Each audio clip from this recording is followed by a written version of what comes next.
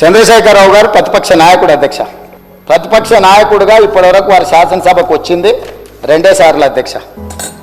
వారికి పోయిన డిసెంబర్ 23 నుంచి ఇప్పటి వరకు వారికి ఇచ్చిన జీతం అధ్యక్ష 57,84,124 రూపాయలు అధ్యక్ష.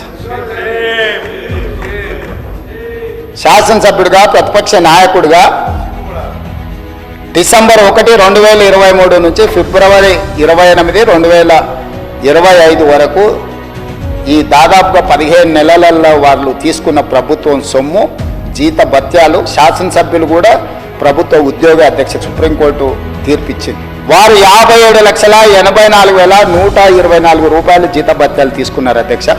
2 సార్లు ఇక్కడికి వచ్చేది ఇప్పటివరకు ఎక్కడికి వెళ్ళలేదు అధ్యక్ష. ప్రభుత్వ జీత భత్యాలు తీసుకొని ప్రజల్ని గాలికి వదిలేసి తెలంగాణ రాష్ట్రాన్ని కర్మకు వదిలేసిన ప్రధాన ప్రతిపక్ష నాయకుడు ఈరోజు వాళ్ళను ఇట్లా తయారు చేసి రేబీస్ వ్యాక్సిన్ రియాక్షన్ వచ్చినట్టుగా వాళ్ళు వ్యవహరిస్తుంటే ఏం చెప్పాలి అధ్యక్ష?